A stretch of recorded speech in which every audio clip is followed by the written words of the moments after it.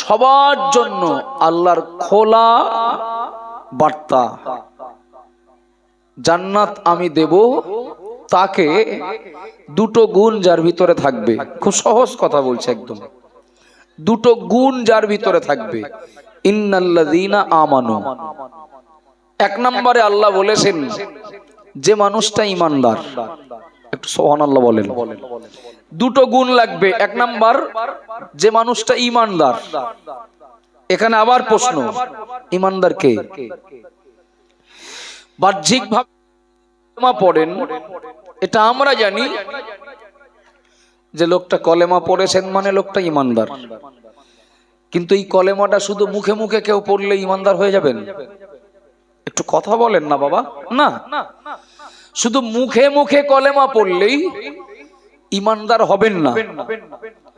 কিছু মনে নেন না বাবা, আসামে এনআরসি হয়েছে, বিহারেও এনআরসি এসআইআর হয়েছে, আসামে এনআরসি হয়েছে, বিহারে এসআইআর হয়েছে, পশ্চিমবঙ্গেও এসআইআর হয়েছে বা হচ্ছে। যত সময় এনআরসি বা এসআইআর না হচ্ছে তত সময় সবাই আমরা এই দেশের নাগরিক। কিন্তু যখন এনআরসি বা এসআইআর হচ্ছে, কিছু লোকের নাম বাদ যাচ্ছে না, বাদ যাচ্ছে। তো তারা তাদের খোঁজ নেবেন, অনেকের ভোটার কার্ড আছে, আধার কার্ড আছে, প্যান কার্ড আছে, জমি কিনেছেন। এখান থেকে 20 বছর আগে বাংলাদেশ থেকে এসেছিলেন, যোগাযোগের বিভিন্ন যোগাযোগের মাধ্যমে তিনি আধার কার্ড করেছেন, ভোটার কার্ড করেছেন, বিয়ে শাদিও করেছেন, ঘর বাড়িও করেছেন, ছেলে পিলেও হয়েছে।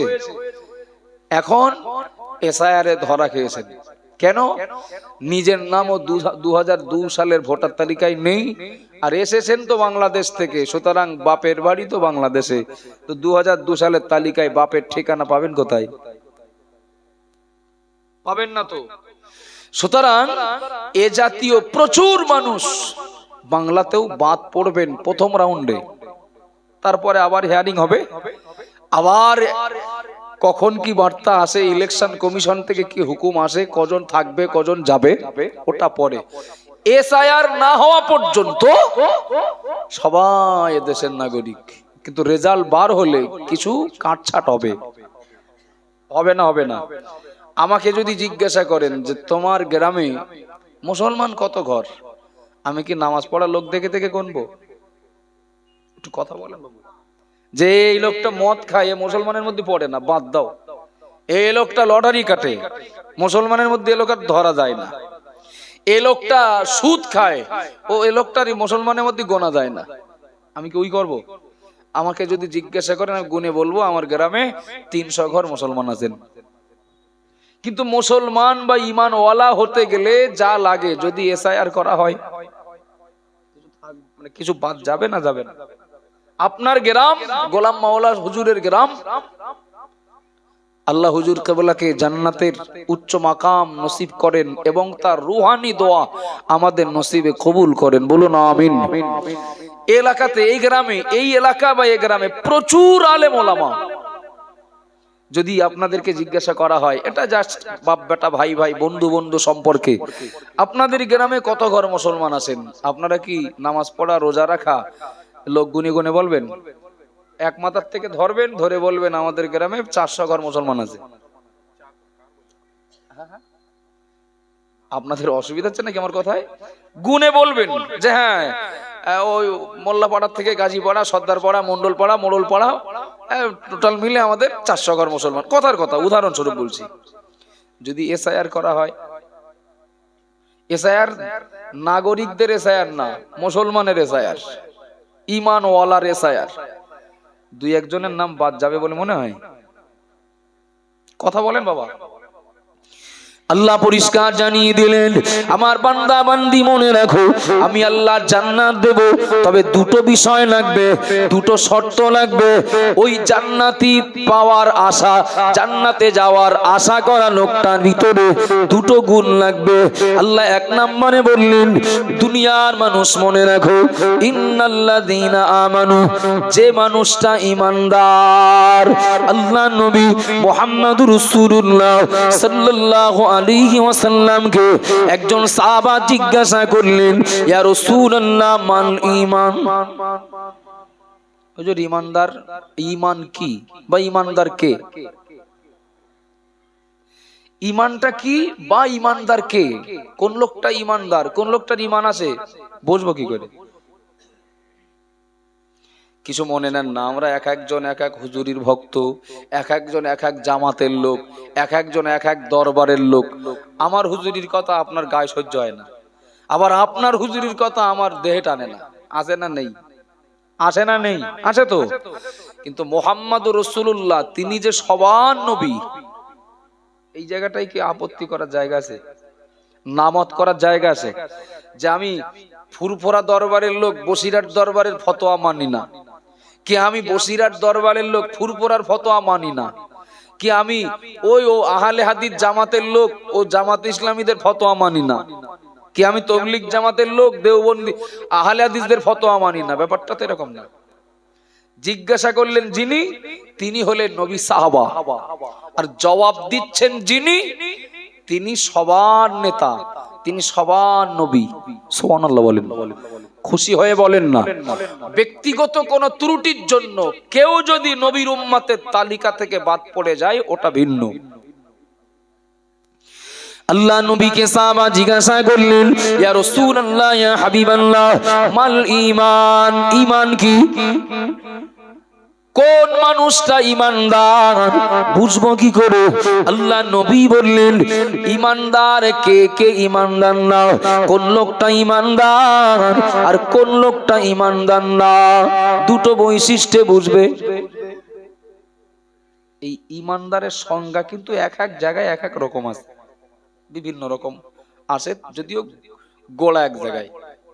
আল্লাহ নবীকে সাহাবা জিজ্ঞাসা করলেন, ইয়া রাসূলুল্লাহ, ঈমানদার চিনব কি করে? আল্লাহ নবী বললেন, দুটো বৈশিষ্ট্য যার ভিতরে থাকবে বুঝে নেবে ওই লোকটা ঈমানদার। ওগো আল্লাহ নবী, বৈশিষ্ট্য দুটো কি? আল্লাহ নবী বললেন, ইজা সাররাতকা হাসানাতুকা।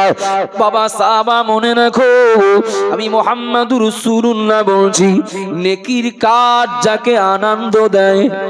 সুবহানাল্লাহ বলেন। ও বাবা জিনা মানা, আল্লাহ নবী বললেন, দুটো বৈশিষ্ট্য যার ভিতরে ওই মানুষটা ঈমানদার। এক নম্বরে, ইজা সাররাতকা হাসানাতুকা, নেকির কাজ যাকে আনন্দ দেয়, ওয়াসাআতকা সাইয়্যাতুকা, পাপের কাজ যাকে কষ্ট দেয়, ফা আনতা মুমিনুন, আমি মুহাম্মাদুর রাসূলুল্লাহ বলছি, ওই লোকটা মুমিন, ওই লোকটা ঈমানদার। একটু সুবহানাল্লাহ বলেন। ও বাবা জিরা ভাইরা মনে রাখুন, ঠান্ডা মাথায় শরীক, আমি মোড়ল না আমি মোল্লা, আমি গাজী না আমি সরদার, আমি কোন বংশের কোন পরিবারের, ওটা আল্লাহর কাছে বিচার্য বিষয় নয়। আমার আল্লাহ বললেন, জান্নাত দেব দুটো গুণের মানুষকে। প্রথম গুণ থাকতে হবে যে মানুষটা ঈমানদার। আল্লাহ নবী ঈমানদারের সংজ্ঞা বললেন, নেকির কাজে যে লোকটা আনন্দিত আর পাপের কাজে যে লোকটা কষ্ট পায়, ওই লোকটা মুমিন, ওই লোকটা ঈমানদার। ও বাবা জিরা ভাইরা মনে রাখুন, এই হাদিস অনুযায়ী, আল্লাহ নবীর দেওয়া সংজ্ঞা অনুযায়ী বলতে পারি, আল্লাহর কোন বান্দা, আল্লাহর কোন বান্দি যদি তিনি দৈনন্দিন তাসবিহ নিয়ে 100 বার করে কলেমা পড়েন, লা ইলাহা ইল্লাল্লাহ মুহাম্মাদুর রাসূলুল্লাহ, কোন কলেমা খানির বাড়িতে গিয়ে কোথাও বললেন 500 বার কলেমা পড়েছি, কোথাও বললেন 1000 বার কলেমা পড়েছি, 100 বার, 500 বার কিংবা 1000 বার কলেমা পড়া লোকটার ভিতরে যদি এই গুণটা না পাওয়া যায়, অর্থাৎ ওই লোকটা যদি নেকির কাজে আনন্দিত না হন, ওই লোকটা যদি পাপের কাজে কষ্ট না পান, এটা আমার ফতোয়া না, এটা আপনার ইমামের ফতোয়া না, এটা রবিউল হুজুরের ফতোয়া না, এটা শামিরুল হুজুরের ফতোয়া না, এটা মুফতি সাহেবের ফতোয়া না। আল্লাহ নবী বললেন, নবীর ওই হাদিস অনুযায়ী, নেকির কাজে যে লোকটা আনন্দিত হন না আর পাপের কাজে যে লোকটা কষ্ট পান না, ও লোকটা ঈমানদার না। ভুল হলো নাকি? চলেন। নেকির কাজে আনন্দ পায় ইমানদারের প্রথম বৈশিষ্ট্য। আচ্ছা, ঈমান আনার পরে সব থেকে ভালো বা এক নম্বরে প্রথমে নেকির কাজ যেটা, সেটা নামাজ পড়া না? কথা বলেন। আল্লাহ নবীকে এক সাহাবা জিজ্ঞাসা করলেন, আইয়ু আমালিন আহাব্বু ইলাল্লাহি আযজা ওয়া জাল্লা, ওগো আল্লাহর নবী আপনি আমাকে বলুন আল্লাহর কাছে সব থেকে প্রিয়, সব থেকে পছন্দনীয় নেকির কাজ কোনটি? সাহাবা জিজ্ঞাসা করলেন, নেকির কাজ তো দুনিয়াতে একটা দুটো না, ভুরি ভুরি। তো আল্লাহর কাছে সব থেকে প্রিয় আমল, সব থেকে পছন্দনীয় আমল, সব থেকে বড় নেকির কাজ কোনটি? আল্লাহ নবী বললেন, বাবা সামা মনে রাখো, আমি মুহাম্মাদুর রাসূলুল্লাহ বলছি, ক্বালা আস-সালাতু আলা ওয়াক্তিহা, সময় মতো নামাজ আদায় করা। একটু সুবহানাল্লাহ বলেন। শুধু নামাজ নয়, সঙ্গে একটা কথা জুড়ে দিয়েছেন আল্লাহর নবী, সঙ্গে একটা কথা জুড়ে দিলেন, সময় মতো নামাজ আদায় করা।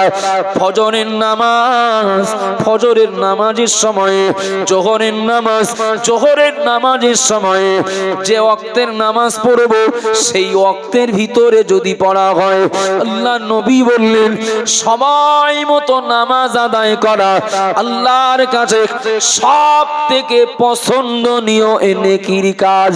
একটু জোরে বলুন সুবহানাল্লাহ। ও বাবাজিরা, ভাইরা, মনে রাখুন, নির্মাণ দত্তপাড়ার মসজিদে আজান হয়।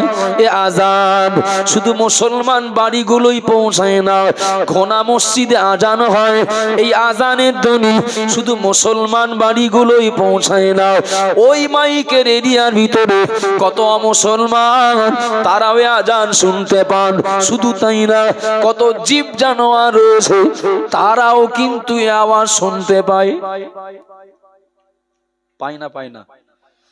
মসজিদে আজান হচ্ছে, জামাত শুরু হয়ে গেছে, এই টাইমে অমুসলিম পাড়ার কথা বলছি না, মুসলিম মহল্লার ভিতরে ওই সময়ে নামাজ চলাকালীন, জামাত চলাকালীন চায়ের দোকানে কিছু মানুষ বসে থাকেন। নামাজ চলাকালীন, জামাত চলাকালীন কিছু মানুষ তাস খেলেন, কিছু মানুষ খবরের কাগজ নিয়ে ব্যস্ত থাকেন। নামাজ জামাত চলাকালীন কিছু মানুষ পার্টি করা নিয়ে, কিছু মানুষ সালিশ বিচার নিয়ে, কিছু মানুষ বিভিন্ন কাজ কর্ম নিয়ে, চাষবাস হোক আর দোকানদারি হোক, ব্যস্ত থাকেন। তো আসরের আজান শুনলেন, কাজ করেই যাচ্ছেন।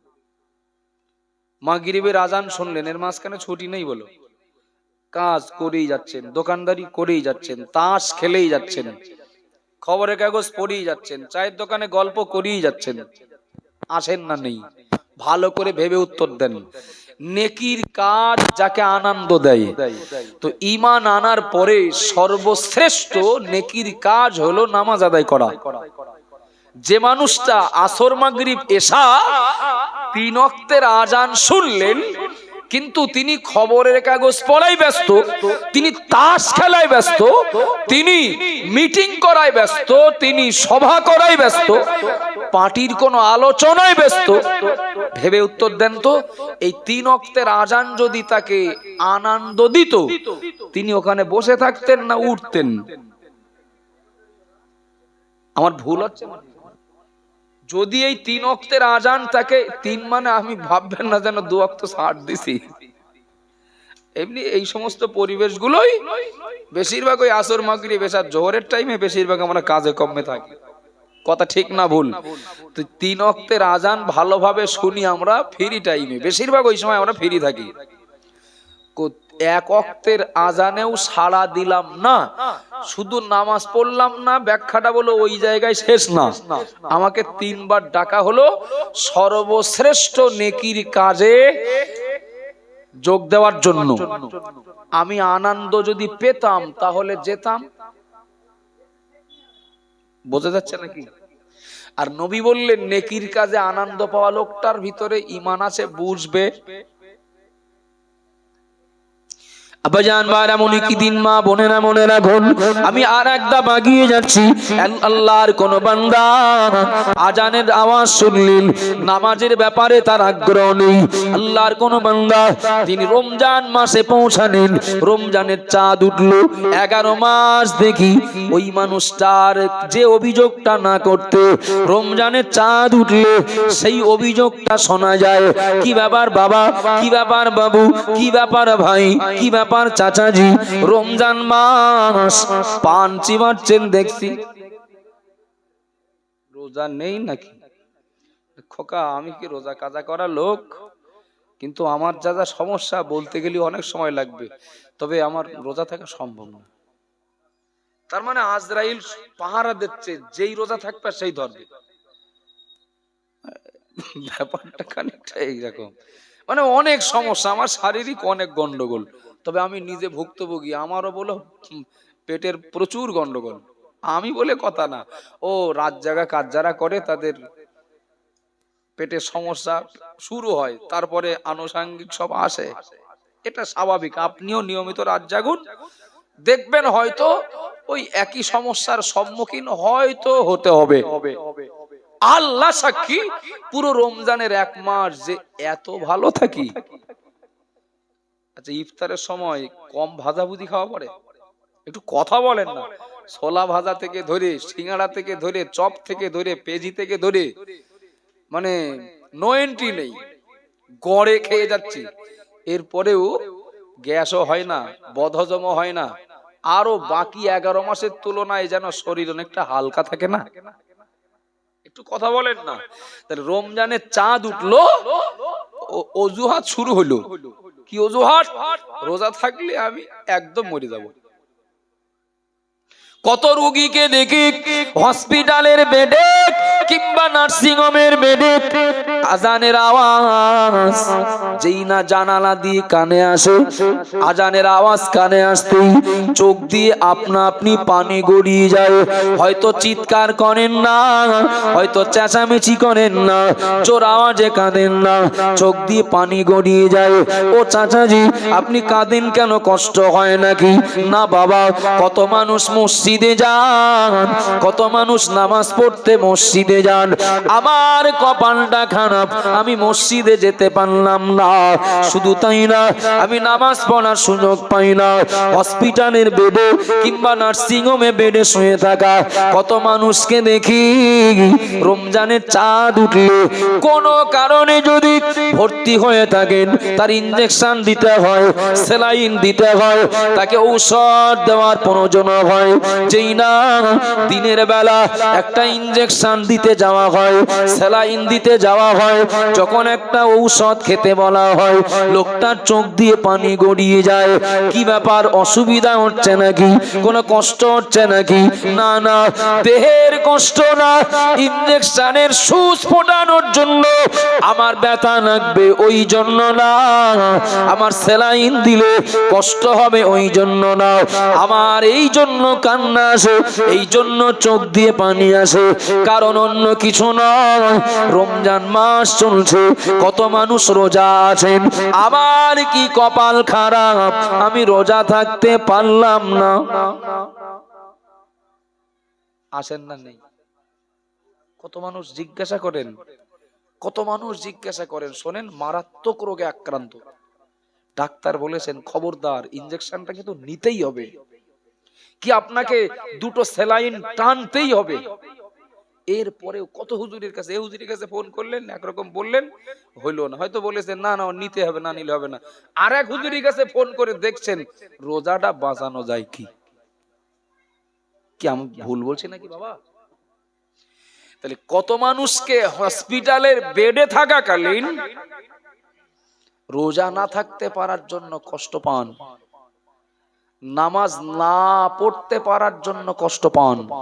একটা হাদিসে এসে, কেউ যদি স্বাভাবিক অবস্থাতে, সুস্থ অবস্থাতে মসজিদে জামাতে নামাজ পড়েন, ওই লোকটা যদি অসুস্থতার কারণে, শেষ বয়সে বা অসুস্থতার কারণে যদি বাড়িতে নামাজ পড়েন, সুস্থ অবস্থায় জামাতে নামাজ পড়ার জন্য অসুস্থতার পিরিয়ডে বাড়ি একা নামাজ পড়লেও আল্লাহ তার জামাতে সওয়াব দিয়ে দেবেন। একটু মহব্বত করে বলেন না সুবহানাল্লাহ। কেন না, ওই লোকটা সুস্থ অবস্থায় মসজিদে জামাতে নামাজ পড়তেন, তাই অসুস্থতার পিরিয়ডে বাড়িতে একা নামাজ পড়লেও আগে যেহেতু তার অভ্যাস ছিল মসজিদে যাওয়া, আল্লাহ তার ওই বাড়ি একাকির নামাজটাও জামাতে পড়ার ভিতরে গণ্য করবেন। একটু মহব্বত করে বলেন না। কোন রোজাদার প্রত্যেক রমজানে রোজা রাখতেন, প্রত্যেক রমজান মাসে তিনি রোজা রাখতেন, বেকায়দায় পড়ে গেছেন, মারাত্মক অসুস্থ হয়ে গেছেন, কিংবা আল্লাহ না করুক কোনো দুর্ঘটনা, কোনো অ্যাক্সিডেন্টের কারণে এমন পরিস্থিতি ঔষধ তাকে নিতেই হবে, ইনজেকশন নিতেই হবে, কি স্যালাইন তার নিতেই হবে, লোকটা যদি রোজাদার হন আগে থেকে, জামাতে নামাজ পড়া লোকটা অসুস্থতার কারণে, অপারকতার কারণে বাড়ি একা নামাজ পড়লে জামাতে নামাজ পড়ার যদি সওয়াব পান, আশা করা যায় কোন রোজাদার যদি কোনো কারণে অসুস্থ হয়ে যদি রোজা না রাখেন, আল্লাহ তাকেও রোজাদারদের ভিতরে গণ্য করতে পারেন। চলেন, কাউকে দেখি রোজা না থাকতে পারার জন্য কাঁদতে, নামাজ না পড়তে পারার জন্য চোখ দিয়ে পানি ফেলতে, আবার কাউকে দেখি চায়ের দোকানে বসে নামাজ কাজা করতে, কাউকে দেখি তাস খেলতে গিয়ে নামাজ কাজা করতে, কাউকে দেখি মারাত্মক অসুস্থ নন, অজুহাত দেখিয়ে সুস্থ থাকার পরেও রোজা কাজা করতে। কি চ্যাম্পিয়ন কথা নবী বললেন, নেকির কাজ যাকে আনন্দ দেবে ওই লোকটা মুমিন। আর নেকির কাজ আনন্দ দিলে তিনি করবেন। কথা বলেন বাবা, ঠিক না ভুল? কত মানুষ রয়েছেন কি বলে অসহায়, দুস্থ, গরিব, তার উপরে যাকাতের হুকুম নেই, তার উপরে যাকাতের হুকুম নেই। আল্লাহ কাউকে সম্পদ দিয়েছেন, তার উপরে যাকাতের হুকুম। একটু মন দেন বাবা, সম্পদ যাকে দিয়েছেন তাকে আল্লাহ যাকাতের হুকুম দিয়েছেন। আমি যাকাত হজ বেড দিয়ে দুটো একসঙ্গে বলি। ধনীর জন্য হজ যাকাত বাধ্যতামূলক, গরিবের জন্য হজ এবং যাকাত এই দুটো জায়গা ছাড়। ভালো করে বুঝুন। এখন যাকাত দেওয়ার ক্ষমতা না থাকলে তো হুকুম নেই, তাহলে যাকাত দেওয়ার ক্ষমতা যখন আল্লাহ আমাকে দিয়েছেন, যাকাত দিলে একদিকে আল্লাহর হুকুম মানা হবে, অপরদিকে এই যাকাত দেওয়ার মধ্য দিয়ে যাকাত দাতা আনন্দ পাবেন, আমি আল্লাহর হুকুম পালন করতে পারছি। কথা বলেন বাবা, কি সুন্দর চালাকি। দেখলেন আমার 2 লাখ টাকা যাকাতে চলে যাচ্ছে, যে কি করা যায়, কি করা যায়, কি করা যায়, কি করা যায়, একটা গাড়ি কিনি, 2 মাস পরে বিক্রি করে দেবো। 3 লাখ টাকা দিয়ে একটা গাড়ি কিনে এবার ইমাম সাহেবের কাছে ফতোয়া জিজ্ঞাসা করলেন, হুজুর আমি তো 1 লাখ টাকা দেনা আছি, আমার কি যাকাত দিতে হবে? কি আপনারা কি আমি অবাস্তব কথা বলছি মনে করছেন? যাকাত দেবে না, তাই যাকাত ফাঁকি দেওয়ার জন্য চালাকি। ঠিক রমজানের আগে হিসাব নিকাশ করার কিছুদিন আগে এমন একটা কিছু করে বসলেন, এরকম লোক কিছু আছে, এমন কিছু করে বসলেন, সে 2000 প্লাস তো দূরের কথা, 2 লাখ প্লাস তো দূরের কথা, উল্টে 2 লাখ মাইনাস।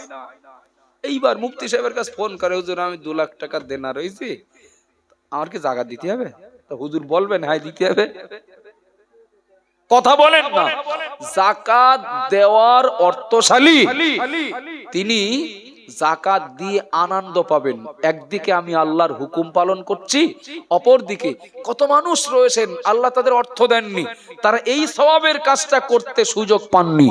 আল্লাহ আমাকে করার এই সওয়াবের হকদার হওয়ার সুযোগ করে দিয়েছেন, তিনি যাকাত দেবেন তাই না, দিয়ে আনন্দিত হবেন।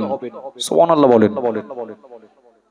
হজ ফরজ, ক্ষমতা নেই যেতে হবে না, হজ করার পারকতা ক্ষমতা আর্থিক সচ্ছলতা আল্লাহ দিয়েছেন, তিনি হজ করবেন, আবার আনন্দিত হবেন। কত মানুষের ইচ্ছা জাগে মক্কা মদিনায় যাব, কিন্তু ইচ্ছা থাকলেও উপায় নেই। হয়তো দেহ আছে, টাকা নেই। কারোর টাকা আছে, দেহ চলে না। আল্লাহ আমাকে অর্থও দিয়েছেন মক্কা মদিনায় পৌঁছানোর মতো, দৈহিক সেই ক্ষমতাও আল্লাহ দিয়েছেন। তিনি হজও করবেন, আর এ আমলের মধ্য দিয়ে তিনি আনন্দিত হবেন। সুবহানাল্লাহ বলেন। বিশ্বাস করুন, যদি এসআইআর হয়, আপনার গ্রামের বিএলও করে দেন ইমাম সাহেবের,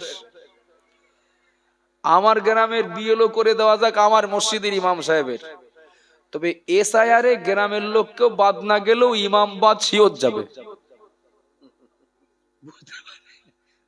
বুঝতে পারিনি মনে হচ্ছে না? এসআইআর যদি বিএলও করেন আর ইমামকে যদি বিএলও করে দেওয়া হয়, তো পাড়ার লোকের ইমাম বাদ দেবেন, তার আগে পাড়ার লোক বিএলও বাদ দিয়ে দেবেন। কথা বলেন ঠিক না ভুল? যদি বলেন কেন, কারণ হলো এটাই, আমরা আমরা পার্সেন্টেজ হিসাব করি মাঝে মধ্যে। আমার গত বছর কত ছিলাম বলো দিন দেখি পশ্চিমবঙ্গে, 30-32 ছিলাম, আর এবছর বলো 35-এর কাছাকাছি গেছে। আমি বলছি 35 না, ও 40-এর কাছেও যেতে পারে বেসরকারি গণনায়, কিংবা বেসরকারি হিসাবে।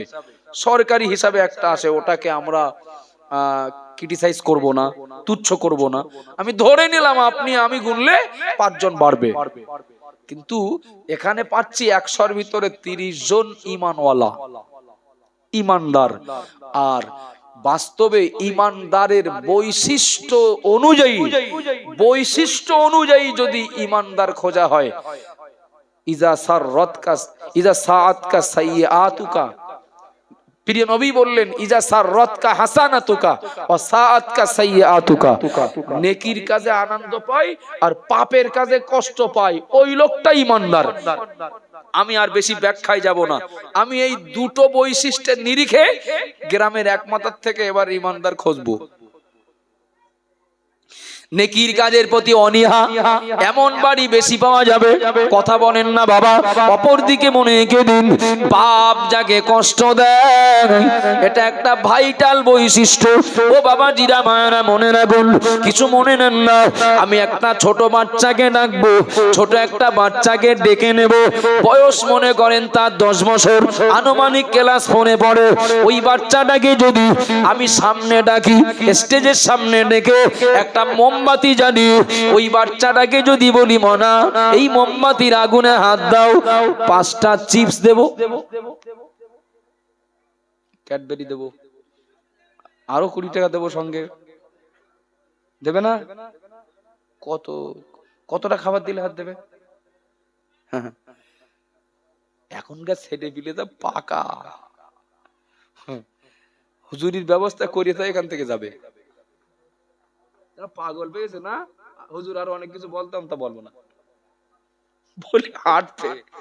ওর যদি বলেন যে তোর 1 বাক্স খাবার দেবো, বলে আমার পাগল পেয়েছেন হুজুর, দেখতে পাচ্ছেন না ওটা আগুন, হাত দিলে পুড়ে যাবে।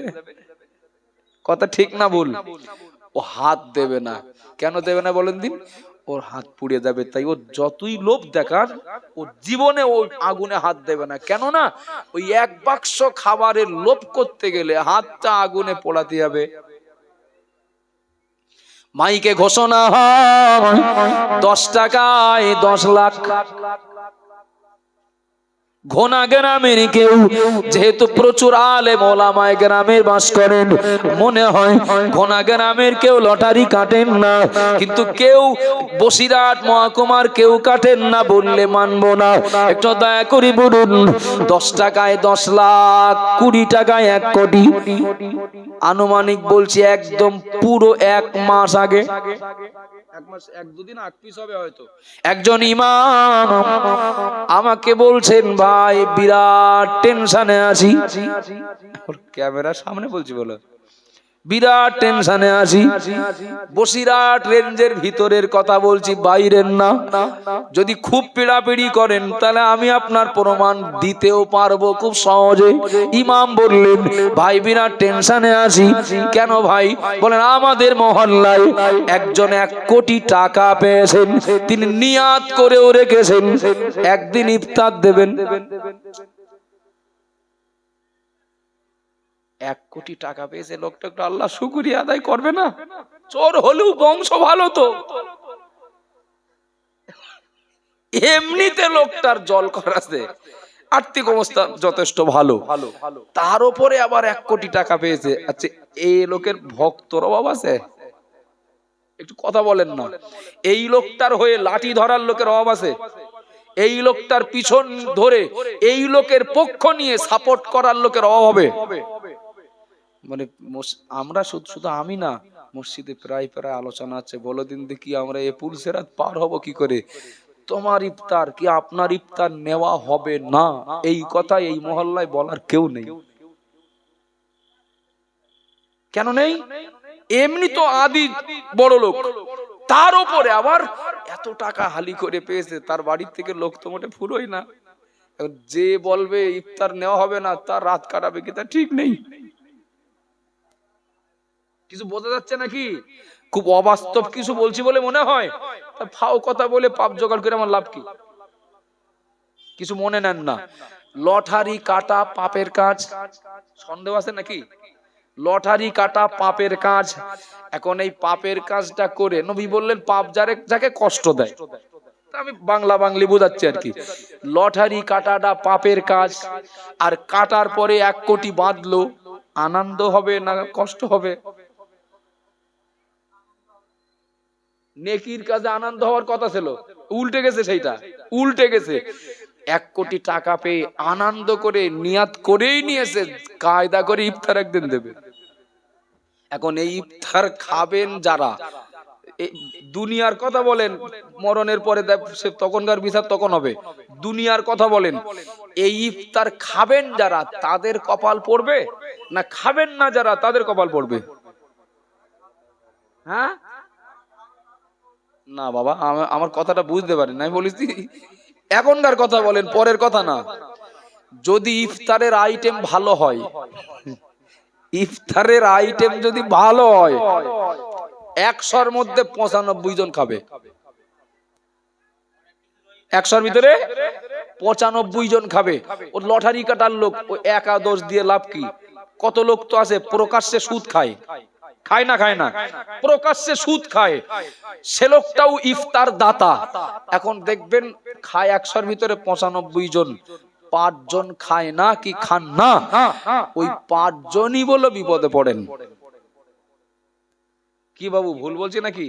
ওই 5 জন বিপদে পড়েন, 95 জন ভালো হন। আর ওই লোকটা বুক ফুলিয়ে বলেন, 5টা লোক খাইনি তাই আমার বইয়ে গেল, 95 জন তো খেয়েছে।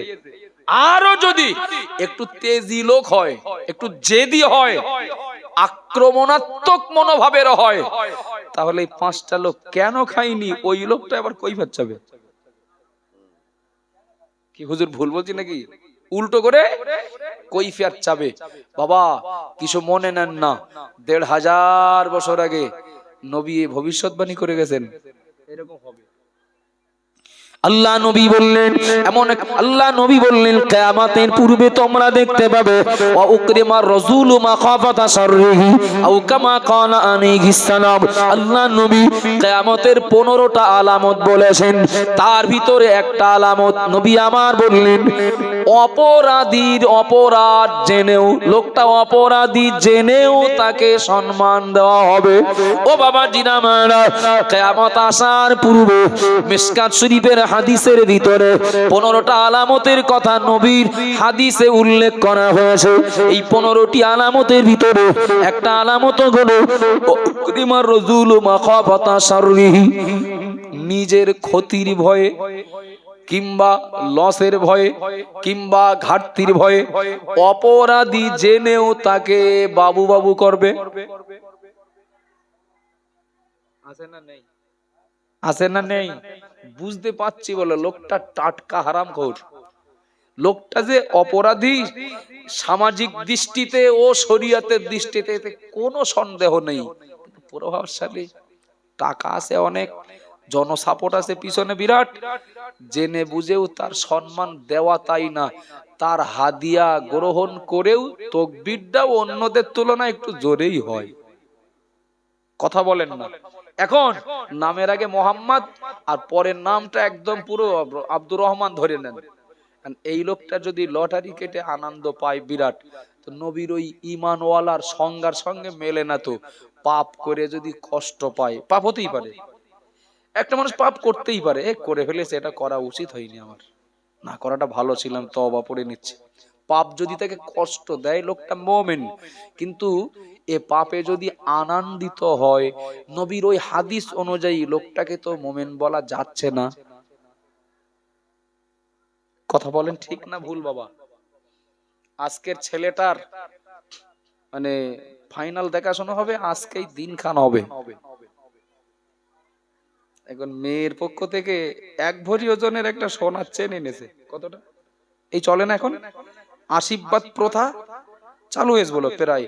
যা 2-4টে বাড়ি বাকি আছে, ইমাম সাহেবও বের পড়বে, কিচ্ছু করার না, ইমাম সাহেবের গ্রাম ছাড়তে হবে। তো ইমাম সাহেবের পুরো একদম কোণঠাসা করে দেবে। আশীর্বাদ প্রথা দেখেন ধার করা অন্যদের কাছ থেকে, প্রায় মানে 60% মুসলিম পরিবারে ঢুকে গেছে আশীর্বাদ। কি আশীর্বাদ? কি ছেলে পক্ষরা গেল মেয়ের ফাইনাল দেখাশোনা যেদিন হবে, ওই দিন একটা সোনার গহনা কিছু নিয়ে গেল, আংটি কিংবা কানের, কি গলার, কি হাতের। মেয়ে পক্ষ দেখলো আমরা ছোট লোক নাকি, আমরা খালি হাতে যাবো, মাথা খারাপ। ওরাও করলো কি, কতটা দিয়েছে মেয়ের, কতটা দিয়েছে? 12 আনা। 1 ভরি ওজন একটা হাড়ের অর্থাৎ দে, মরে গেছি নাকি আমরা?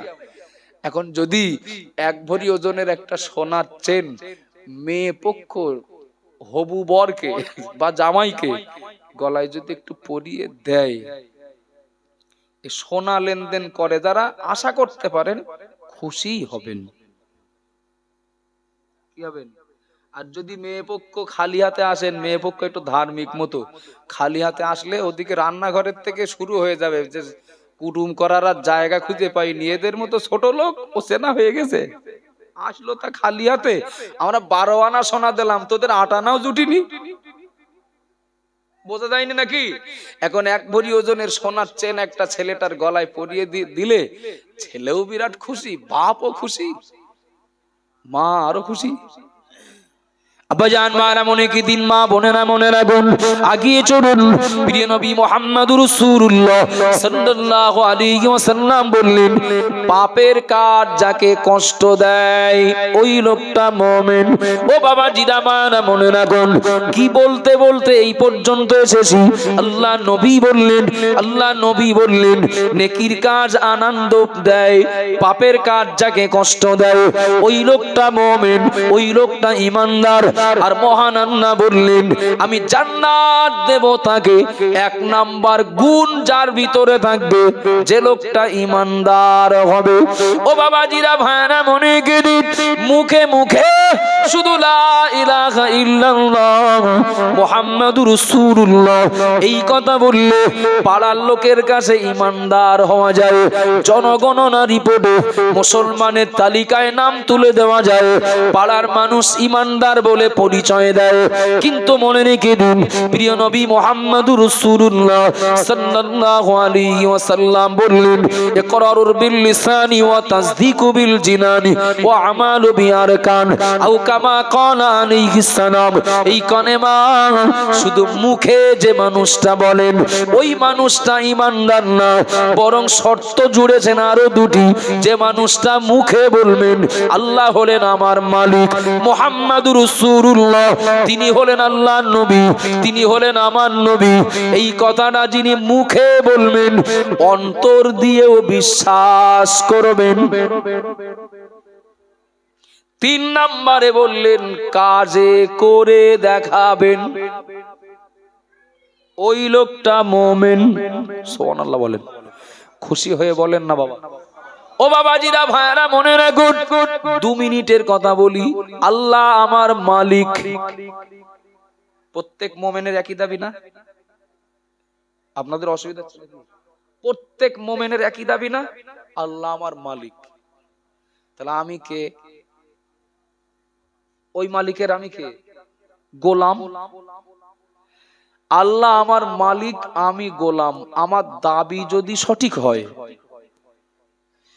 এই দাবিটা যদি আমার সঠিক দাবি হয়, দেখেছেন বাড়িতে ওই গরুর গলায় একটা দড়ি দিয়ে, গরু পোষে না বাড়ি? পোষে না? আপনাদের গ্রামে পোষে না নাকি? পোষে তো। ওর গলায় একটা দড়ি দেওয়া থাকে না? ওই দড়িটা 10 হাত কি 8 হাত কি 6 হাত কি 12 হাত লম্বা থাকে। এই মালিকের অধীনস্থ গরুটার গলায় একটা দড়ি দেওয়া, দড়িটাও একটা নির্দিষ্ট পরিমাণ লম্বা থাকে। আচ্ছা, বাড়ি পোষা গরুটা কি যে কোনো লোকের ধান খেতে মুখ দিতে পারে? যে কোনো বাজারে যে কারোর কোন সবজি বিক্রেতার সবজির ঝুড়িতে মুখ দিতে পারে? কোন ফল বিক্রেতার ফলের ঝুড়িতে মুখ দিতে পারে? কেন পারে না বলেন দিন? বাধা তো, বাধা, বাঁধনে। ওই বাড়ির মালিক যা দেবে তাই খাবে, ভালো লাগলো কি না লাগলো ওতেই তোমার খুশি থাকতে হবে। কথা বলেন ঠিক না ভুল? আচ্ছা, এই যে গরুটার বেঁধে রাখা, সেম একই সৃষ্টি, একই প্রাণী, রাস্তায় কোনোদিন ঘুরতে দেখেছেন? হ্যাঁ? ওরে আল্লাহ, না। বিরাট দুলদুলে চেহারা, বাড়ি খাইয়ে অত গায়ে গোস্ত চর্বি লাগেনি, বিরাট দুলদুলে চেহারা। আজকের ময়লা খোলায়, কালকের তিরিমণিতে, তারপরের দিন খোলা পোতায়, তারপরের দিন জামিয়ায়। কি বলে? ষাঁড়। আচ্ছা, এই ষাঁড়ের কি কোনো বাঁধন আছে? আচ্ছা, এর কি কোনো গাইডলাইন আছে? এর কোনো রুট ম্যাপ আছে? খাদ্যের কোনো তালিকা আছে? এইগুলো খাওয়া যাবে, এইগুলো যাবে না, এই দিকে যাওয়া যাবে আর এই দিকগুলো যাওয়া যাবে না, এরকম কোনো ব্যাপার ট্যাপার আছে? না। ও দড়ি পড়িনি, ওর খুশি মতো ও যাবে, ও চলবে।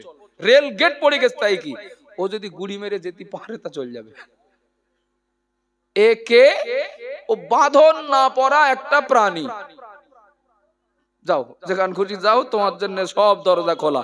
কিন্তু বাঁধন যার গলায়, মালিক যেভাবে চালাবেন ওর কিচ্ছু করার নেই, ওর বলো সেইভাবেই চলতে হবে। কথা বলেন ঠিক না ভুল? আমি যখন বললাম আল্লাহ আমার মালিক, আমি তখন বাঁধনে পড়ে গেলাম না? আমার কি ভুল হয়ে যাচ্ছে নাকি? আমি যখন বললাম আল্লাহ আমার মালিক, তখন আমি তো বাড়ি পোষা ওই গরুটার মতো গলায় বলে একটা দড়ি পরে নিলাম।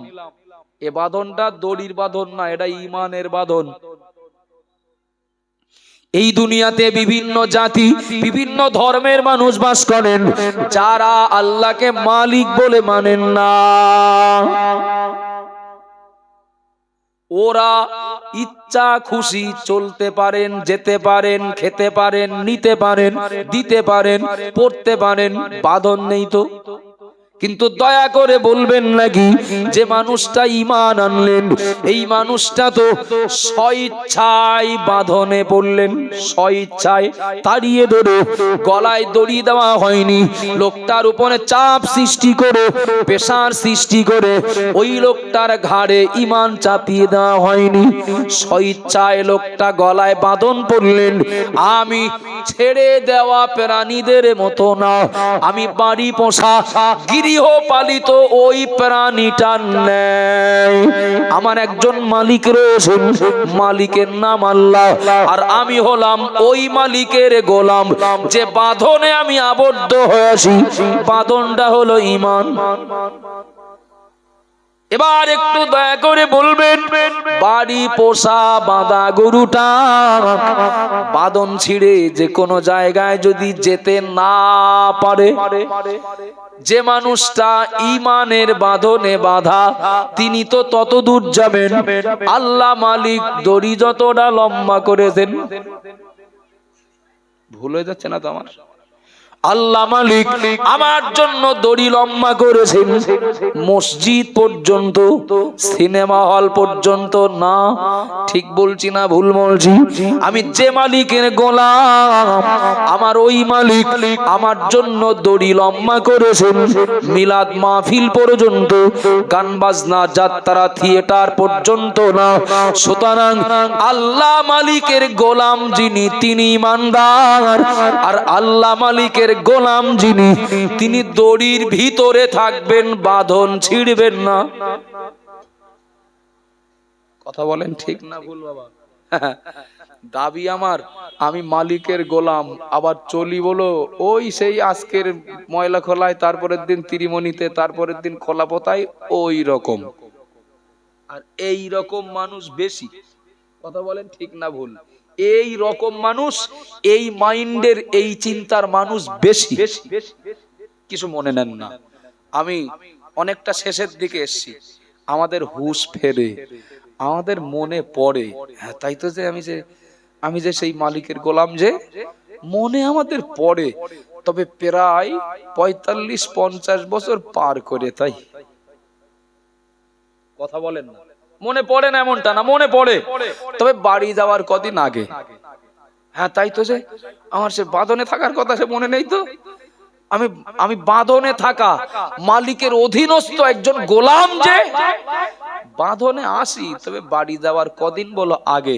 কিন্তু নবী বলেছেন অসাবুন নাসা ফি ইবাদাতিল্লাহ, যৌবনকালে যদি ওই বাঁধনে থেকে মালিকের গোলামিটা করো, আল্লাহর আরশের ছায়ায় জায়গা পাবে। একটু মোহাব্বত করে বলেন না সুবহানাল্লাহ। মালিক যা খেতে দেবেন তাই খাবে, মালিক যেখানে থাকতে দেবেন সেখানে থাকবে। এক কথায় মালিকের পছন্দটাই তোমার প্রাধান্য দিতে হবে। এটাই তো বাঁধনে থাকা প্রাণীটার কর্তব্য, এর বাইরে তো কিছু করার থাকে না। আল্লাহর পক্ষ থেকে ঈমানের বাঁধনে ঘোনা কি আপনার বাগন্ডি, কি আপনার লক্ষণ কাঠি, কি XYZ কোন গ্রামের যিনি হন, তিনি বাঁধনে থাকবেন 10-12 বছর বয়স থেকে এ বাঁধন শুরু হবে। আর আজরাইল যত সময় না আসছেন ওই খোটার গোড়াই থাকতে হবে। কিন্তু আমরা কি সুন্দর নিজেরা একটা সিস্টেম করে নিছি। এখন চলছে, চলতে লাগুক না, হবে না সার্টিফিকেট, কোনো বিয়ে শাদী হোক না, মেয়েটার বিয়ে হোক, ছেলেটার বিয়ে হোক, জমি জায়গার সমস্যা এগুলো সব মিটিয়ে নেই, তারপরে হবে। বছর 50 পার করে, তাই ঠান্ডার সময় খেজুর গাছ কাটে। আমার গ্রামেও দেখেছি ঠান্ডার সময় খেজুর গাছের রস হয়। এটা আল্লাহর একটা বিরাট বড় একটা নেয়ামত বাবা, যদিও দিন গেলে হারিয়ে যাচ্ছে। কথা বলেন ঠিক না ভুল? দিন গেলে হারিয়ে যাচ্ছে।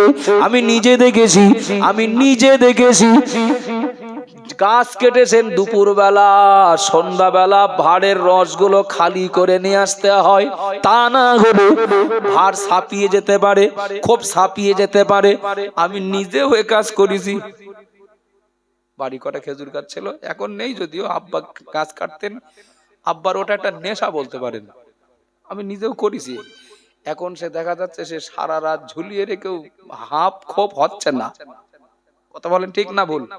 এখন খেজুর গাছের জিরেন রস, নাম শুনেছেন না শোনেননি? শুনেছি তো। জিরেন রস প্রথম দিন, আজকের গাছ কাটলে কালকের সকালের রসটা হলো জিরেন রস, তারপরের দিনের রসটার কি বলে? হ্যাঁ, কেউ বলে ওলা, কেউ বলে ঝোরা, কেউ বলে কি বলেন চাচি? ঝরা রস। আচ্ছা, জিরেন রসের তুলনায় ঝরা রসটা বলো একটু 2 নম্বর মতো নাকি? আর তারপরের দিনও দেখবেন আবার 1 গ্লাস মতো হয়, ওটা আরো টক। কথা ঠিক না ভুল? ভাড়ের গলা পর্যন্ত, খোপের গলা পর্যন্ত ওলা রস কি ঝরা রস কিংবা তারপরের দিনের রসের গুড় গলা পর্যন্ত দিয়ে দিলাম। আর মুখের কাছে 100 গ্রাম জিরেন রসের গুড় দিয়ে দিলাম খুব কায়দা করে। এবার বাজারে তুলেছি, মাটনিয়া বাজারে, সসনে বাজারে কিংবা বসিরহাট মার্কেটে তুলেছি। খরিদ্দার দাম জিজ্ঞাসা করলেন গুড় কত? বললাম 1500 টাকা। গুড় কেমন? কেন দেখে বোঝা যাচ্ছে না?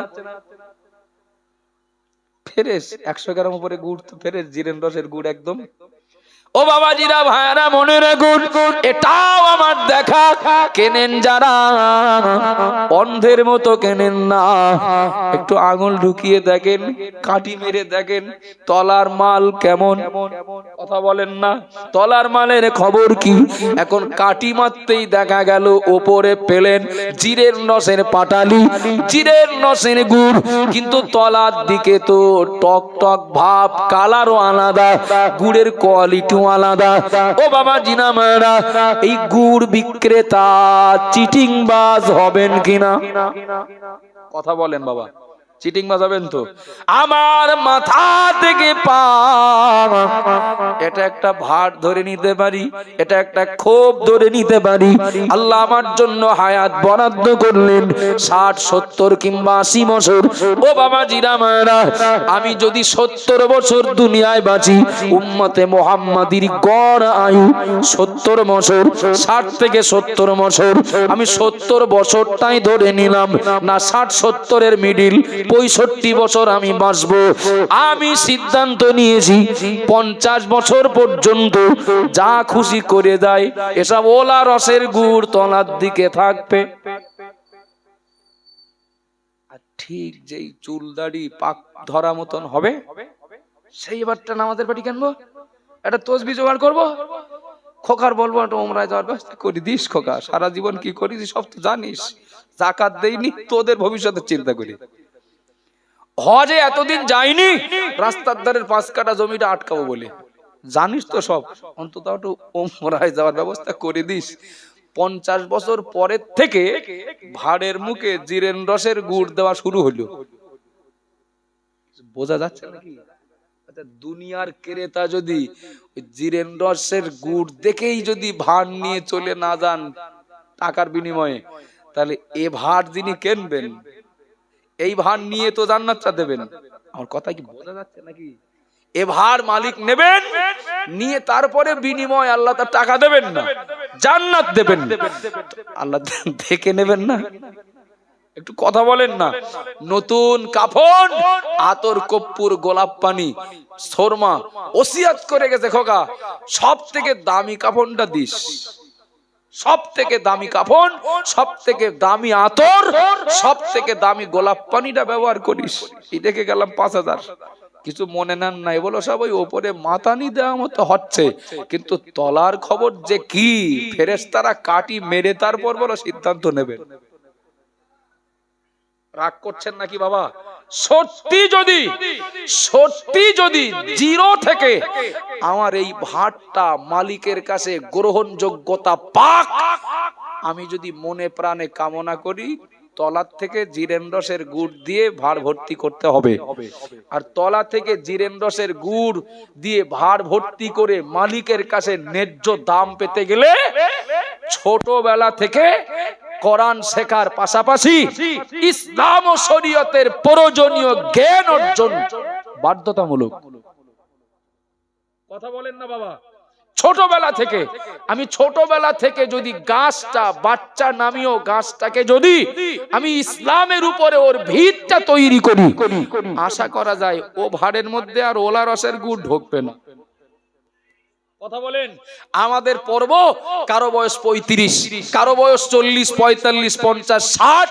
বাবা সর্বনাশ যা করেছি, অন্তত আমাদের বাচ্চাগুলোর ভবিষ্যৎটা যেন আমাদের মতো না হয়। গার্জিয়ান হিসাবে, অন্তত সন্তানদের শুভাকাঙ্ক্ষী হিসাবে প্রত্যেকটা গার্জিয়ানের এ মানসিকতা থাকা উচিত। কথা বলেন বাবা? আব্বাজান বারা মনি কি দিন, মা বোনেরা মনে রাখুন, আল্লাহ নবী বললেন ওয়াসাবুন নাসাফি ইবাদাতিল্লাহ, যৌবন কালটা যারা আল্লাহর ইবাদত করে, যৌবন কালে যারা আল্লাহর হুকুম মানে, যৌবন কালে যারা আল্লাহর দেখানো পথে চলে, যৌবন কালে যারা মালিকের গোলামি করে, আল্লাহ নবী বললেন ওই যৌবন কালে ইবাদত করা ছেলেটা মেয়েটা আল্লাহর আরশে ছায়ায় জায়গা পাবে। এখন যৌবন যৌবনকালে কোনো বাচ্চা যদি আল্লাহর ইবাদতে সবাই কাটানোর যদি ইচ্ছা করে, এর দায়িত্বটা আগে পালন করতে হবে আব্বা মাকে। কথা বলেন ঠিক না ভুল? আব্বা মা যদি তদারকি করেন, আব্বা মা যদি দায়িত্ব পালন করেন, তাহলে ওই আব্বা মার প্রচেষ্টায় বাচ্চাটার জীবনের শুরু থেকে নিয়ে ইসলামের উপরে ওর ভিতটা তৈরি হতে পারে।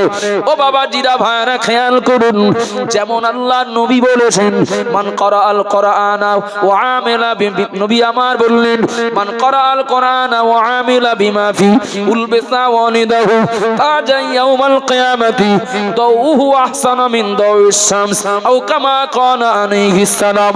আল্লাহ নবী বললেন যে সন্তান কোরআন পড়ে এবং ওই কোরআন অনুযায়ী আমল করে, আল্লাহ নবী বললেন ওর আব্বা ওর মায়ের মাথায় আমার আল্লাহ সূর্য ও চন্দ্রের থেকে আরো জ্যোতির্ময় সম্মানের টুপি আল্লাহ পরিয়ে দেবেন। সুবহানাল্লাহ বলেন, একটু মোহাব্বত করে বলেন না। এই জায়গাটা একটু বোঝান আছে বাবা, এই জায়গাটা একটু বোঝান আছে। কোরআন পড়বো আমি, আমল করব আমি, জীবনের শুরু থেকে ধর্ম করব আমি, আল্লাহর হুকুম মানব আমি, আর আব্বা মায়ের মাথায় চন্দ্র সূর্যের থেকে আরো জ্যোতির্ময় সম্মানের টুপি আল্লাহ দেবেন। কাজ করব আমি, শিখব আমি, মানব আমি, আর আব্বা মা নূরের টুপি পাবেন। কারণ নাকি? কারণ তো এটাই, বাপ মা তোমার না পাঠালে তুমি হইলে কি করি? কথা বলেন, সন্তানকে পরিচালনা করার দায়িত্ব তো বাপ মায়ের না বাবা?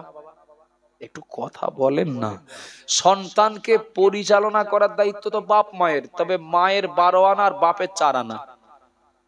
ও সন্তান কোথায় যাবে, কোন পথে হাঁটবে, পথ দেখিয়ে দেওয়ার দায়িত্ব, পথে পাঠিয়ে দেওয়ার দায়িত্ব তো বাপ মায়ের।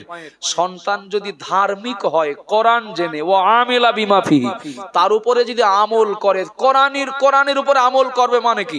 আল্লাহর হুকুম মানবে। তো সন্তান যদি আল্লাহর হুকুমের গোলামি করে, আব্বা মাকে আল্লাহ সম্মানিত করবেন। কেন না? ও বাপ ও গো মা, তুমি তোমার বাচ্চাটাকে ওই পথে পাঠিয়েছিলে বলে ও ছোটবেলা থেকে ধার্মিক হয়েছে। সুতরাং এর পুরস্কার বা এর সম্মান, এর জন্য সংবর্ধনা আল্লাহর পক্ষ থেকে বাপ মাকে দেওয়া হবে। সুবহানাল্লাহ বলেন, একটু মহব্বত করে বলেন। উল্টে নেন, এটা আবার উল্টে নেন দিন। সন্তান ভালো হলে যদি বাপ মার সংবর্ধনা দেওয়া হয়, খারাপ হলে পাড়ার লোক কৈফিয়ত দেবে তো। খারাপ সন্তান খারাপ হলে ইমাম সাহেব কৈফিয়ত দেবে তো নাকি? দোষ চাপানোর কারোর যখন খুঁজে না পায় তখন ইমাম সাহেবের ঘাড়ে দোষ দেয়। আছে ভুরি ভুরি আছে, ওই পাড়ায় সেই যুবক ছেলেরা মারামারি করেছে, এখন শেষ পর্যন্ত দেখা যাচ্ছে সেই ইমাম সাহেব সামনে শুক্রবার আসবেন না। কেন আসবে না? এই ইমাম সাহেবের কাছে কেউ বলেন যে আপনি বলো চেষ্টা করলে মিটিয়ে দিতে পারতেন। ইমাম সাহেব চেষ্টা করেছেন যে মেটাতে পারেননি, এখন দোষ সব ইমামের। এখন বাচ্চা ভালো হলে বাপ মার কৃতিত্ব, এখন বাচ্চারা যদি খারাপ হয় দোষ কার? পাড়ার লোকের, হাজী সাহেবের, ইমাম সাহেবের, মর্জেন সাহেবের। এ দোষটা বলো ঘাড়ে চাপবে বাপ মার। কথা বলেন না বাবা, এ দোষ ঘাড়ে চাপবে আব্বা মায়ের। কেন? দায়িত্বটা তো তোমাদেরই ছিল। এখানে শুধু যুক্তি না বলো, আমি হাফেজ নই, তবে আমার কিতাব পড়া আছে, দেখা আছে। বসিরহাট আল্লামা হুজুরের অশিক্ষাটা যথেষ্ট, আমার বেশি দূর যেতে হবে না। নাফরমান সন্তানকে আল্লাহ যখন জাহান্নামে যেতে বলবেন, নাফরমান সন্তান জাহান্নামের দরজায় দাঁড়িয়ে আল্লাহকে বলবে, আল্লাহ আব্বা আমার একটু ডেকে দেন, আব্বা আমাকে একটু ডেকে দেন। আল্লাহ জিজ্ঞাসা করবেন, তুই জাহান্নামে যাবি তো তোর বাপ মার ডাকতে হবে কেন? আল্লাহ, জাহান্নামে কি আমি একা যাব? আমি জাহান্নামী হয়েছি, দোষ আমার নাকি? আমার বাপ মা কোনোদিন নামাজ পড়তে বলিনি, আমার বাপ মা কোনোদিন আমার দিন শিক্ষা দেয়নি, আমার বাপ মা কোনোদিন জান্নাতে যাওয়ার পথ বলে দেয়নি, শিখিয়ে দেয়নি, উদ্বুদ্ধ করেনি। সুতরাং জাহান্নামী হচ্ছি, এর জন্য আসামি তো আমার বাপ মা। ডেকে দেন, কোরআন এই ভাষাটাই বলেছে, কোরআন এই কথাটাই বলেছে। বাপ মাকে ডেকে দেন জাহান্নামার দরওয়াজার সামনে, বাপ মাকে পায়ের তলায় পিষে সঙ্গে করে নিয়ে জাহান্নামে যাব। নাউজুবিল্লাহ বলেন, নাউজুবিল্লাহ বলেন। কিছু মনে নেন না বাবা, সন্তান ভালো হবে বাপ মার ভূমিকা যদি ঠিক থাকে। ছোটবেলা থেকে ইসলামের উপরে ভিত তৈরি হবে, ওপরে জিরেন রসের গুড় আর তলায় ওলা রস হবে না। বাপ মা যদি দায়িত্ব পালন করেন, তাহলে ছোটবেলা থেকে সন্তানের ভিতটা, বাচ্চার ভিতটা ইসলামের উপরে তৈরি হবে। এর জন্য ও বাঁচবে, ওর বাপ মাও পুরস্কার পাবে। একটু বলুন না সুবহানাল্লাহ, একটু খুশি হয়ে বলেন না সুবহানাল্লাহ। আর যদি আব্বা মা সন্তানের প্রতি দায়িত্ব পালন না করেন, এও এরকম 50 বছর পরে টুপি খুঁজবে। বোঝা যাচ্ছে নাকি? এও 52 বছরের মাথায় তখন বলবে এইবার একটুখানি দাড়ি না রাখলি তো হচ্ছে না।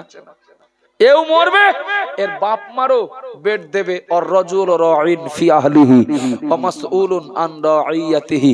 নবী বলেছেন প্রত্যেক পরিবারের গার্জিয়ানকে কৈফিয়ত করা হবে। পরিবারের প্রতি দায়িত্ব পালন করেছিলে, ছেলে মেয়ের লেখাপড়া শেখানো, এটা গার্জিয়ানের যেমন দায়িত্ব। ওদের মাথা গোজার জন্য ঘর করে দেওয়া, এটা যেমন গার্জিয়ান হিসাবে দায়িত্ব। ওরা অসুস্থ হলে ওদেরকে ডাক্তার বাড়ি নিয়ে যাওয়া, এটা গার্জিয়ান হিসাবে যেমন দায়িত্ব। ওদেরকে জাহান্নামার পথ থেকে ফিরিয়ে জান্নাতের রাস্তাটা দেখিয়ে দেওয়া, ওর তুলনায় এটা গার্জিয়ানের আরো বড় দায়িত্ব। কথা বলেন ঠিক না ভুল? আমি আর বাড়ছি না, এতটুকু কথা মনে রাখি বাবা। বিশ্বাস করুন, রোগ আমারও হয়, আমি ডাক্তার না। যেখানে চিকিৎসা হয় সেখানে যাই, তাই না বাবা? আপনাদেরও অনেকের, আমার এখানে অনেক পরিচিত চেনা অনেক বন্ধু আছেন, অনেক পরিচিত বাবাজি আছেন, অসুস্থ হন, সবাই তার ডাক্তার না। যাই কোথায়? যিনি চিকিৎসা করেন, করতে পারেন। কথা বলেন বাবা। নিজে ডাক্তার বাড়ি যায়, সন্তান অসুস্থ হলে ডাক্তার বাড়ি নিয়ে যায়, পরিবারে কেউ অসুস্থ হলে ডাক্তার বাড়ি নিয়ে যায় চিকিৎসার জন্য। বাড়ি বাড়ি চিকিৎসা কেন্দ্র খোলা অসম্ভব, আর সবার পক্ষে ডাক্তার হওয়াও অসম্ভব। কথা বলেন ঠিক না ভুল?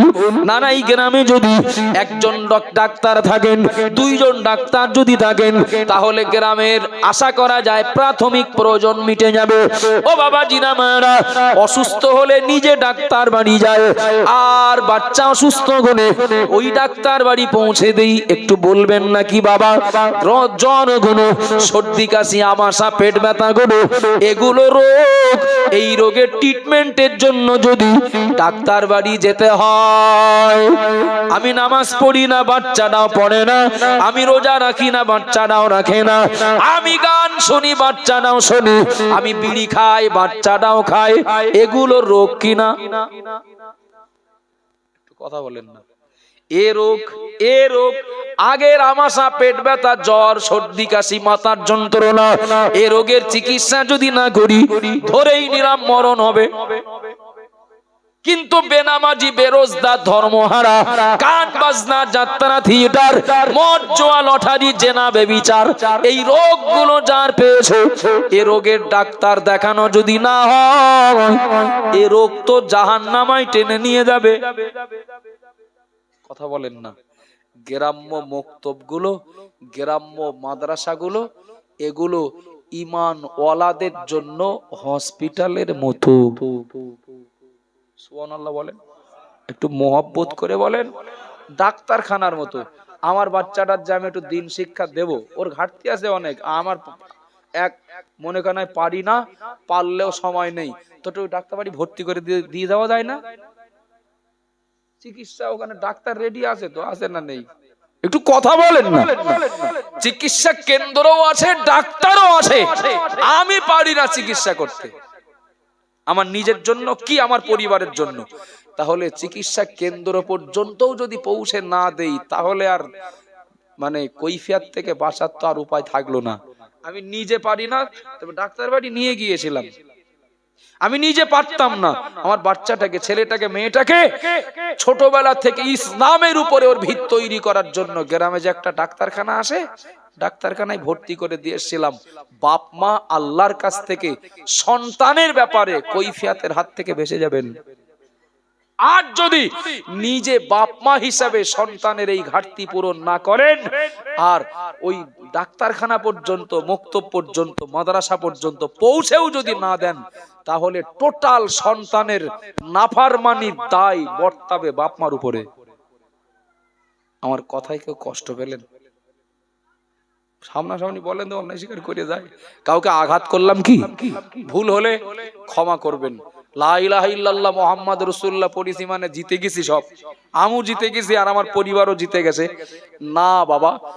এর গল্প অনেক, আমার দাবির সঙ্গে বাস্তবে যেন মিল থাকে। আমি বলো ছেড়ে দেওয়া শান না, আমি বলো বাড়ি পোষা গরুটার মতো। কথা ঠিক না ভুল? আমি না, আমার পরিবারের সবাই। সুতরাং দড়ি ছিঁড়ে যেখানে খুশি সেখানে মুখ দিতে পারি না, যেখানে খুশি সেখানে যেতে পারি না, যা খুশি তাই পড়তে পারি না, বলতে পারি না, করতে পারি না। কেননা আমি তো মালিকের অধীনের গোলাম। আল্লাহ আমাদের সঠিক বুঝ দেন, বলুন আল্লাহুম্মা আমিন। একটু মহব্বতে বলেন আল্লাহুম্মা আমিন। সবই জানেন, আমাদের মুর্শিদ কিবলা মুফতি সাহেব হুজুর কিবলা তিনিও বলে গেছেন, হয়তো তিনি বলেছেন একটা সাইট, কতটা কি বলেছেন তাও আমার শোনা হয়নি। অল ইন্ডিয়া সুন্নাতুল জামাতের পরিচালিত আমার দায়িত্বে এক্ষুনে মাত্র 3টে মাদ্রাসা। কটা জানেন না হয়তো আপনারা, অনেকদিন ঘনায় আসেনি। 3টে মাদ্রাসা আপাতত। বালতি সিদ্দিকিয়া আমিনিয়া মাদ্রাসা আপাতত, ওই মাদ্রাসার 100+ বাচ্চারা আসে এবং খুব সুনামের সঙ্গে খুব ভালো পড়াশোনা হয়, এতটুকু বলতে পারি। আগামী 28, 29 অঘ্রাণ তার ইসালে সওয়াব। এবছর 8 জন হাফেজে কোরআন এবং সব বৈঠক দেওয়া, এক বৈঠকে পুরো কোরআন শোনানো, 8 জন হাফেজে কোরআনকে পাগড়ি দেওয়া হবে। একটু আলহামদুলিল্লাহ বলেন। ওরা ওখান থেকে সব আবার জামিয়ায় চলে আসবে। বালতি মাদ্রাসার ইসালে সব দাওয়াত দিলাম 28, 29 অঘ্রাণ। 28 না হলে 29টা যদি যাওয়া যায়, দেখবেন প্রচুর মানুষ যান এলাকা থেকে। আগামী পৌষ মাসের 9 ও 10 তারিখ তরণীপুর মা আমেনা মাদ্রাসাতুল বানাত, মেয়েদের আমাদের যত মাদ্রাসা আছে সবই আমাদের মাদ্রাসা। খারাপ বললেও আমাদের গায়ে পড়বে, আর প্রশংসা করলেও সেটা আমাদেরই ভালো লাগবে। সব আমাদের মাদ্রাসা। মা আমেনা মাদ্রাসা তার ভিতরে একটা, হয়তো আপনাদের থেকে একটু উল্টো সাইডে, তবে আশা করছি তার পরিষেবা, পঠন পাঠন, খাওয়া দাওয়া আশা করছি পছন্দ হবে, ভালো লাগবে। অন্য মাদ্রাসার মতো মা আমেনা মাদ্রাসাতেও কেউ যদি মনে করেন আপনার বাচ্চাটাকে ভর্তি করবেন, আগামী 9 এবং 10ই পৌষ মাদ্রাসার ইসালে সব, 9 তারিখে না হলেও 10 তারিখে একটু ইসালে সবতে ঘুরে আসুন না, নতুন জায়গা, ভালো লাগবে। আমি আজকে একটা লাইভ দিয়েছিলাম, কেউ কেউ হয়তো দেখতেও পারেন। আগামী কাল মা আমেনা মাদ্রাসার দ্বিতল ভবনের 5000 স্কয়ার ফুটের ছাদ ঢালাই হবে। আল্লাহ নিরাপদে এ কাজ সুসম্পন্ন করার তৌফিক দেন, বলুন আমিন। ইসালে সব হয়ে গেছে। নন্দীগ্রামে আমাদের একটা মাদ্রাসা আছে, জানেন না? জানেন না? নয়নান সিদ্দিকিয়া আমিনিয়া মাদ্রাসা। আজ রাতেই আমার নন্দীগ্রাম প্রোগ্রাম ছিল, এরপরে একটা জলসা আছে, তারপরে নন্দীগ্রামে যে ফজর পড়ার কথা। কিন্তু আমার সঙ্গে একজন যাবেন, বিশেষ কারণে তার অসুবিধা, এজন্য ডেট পরিবর্তন হয়েছে। সোমবার রাত্রে 12 হব। কম বেশি 7 থেকে 8 লক্ষ টাকার বাজেটের মাদ্রাসার ওযুখানা, গোসলখানা, কল, বাথরুম, আরো মেহমানখানা ধরে একটা কাজের শুরু হবে, সূচনা হবে। সুনামের সঙ্গে চলছে বিস্তীর্ণ এলাকা জুড়ে। দাদা হুজুরের সিলসিলার পক্ষে আবাসিক একটাও প্রতিষ্ঠান ছিল না। অল ইন্ডিয়া সুন্নাতুল জামাতের অক্সিজেনে আমার মতো ছোট প্রাণীটার ওসিলায় সংগঠনের কর্মী সমর্থক সহযোগীদের আর্থিক সাপোর্টে আল্লাহর মেহেরবানি দুর্বার গতিতে নয়নান মাদ্রাসা আগিয়ে যাচ্ছে। একটু বলেন না সুবহানাল্লাহ। যা হোক, দাওয়াত দিলাম, বিক্ষিপ্ত বাকি কথা। হুজুর আছেন, আমার অত্যন্ত প্রিয়, যে কজন আছেন সবই আমাদের খুবই আপনজন।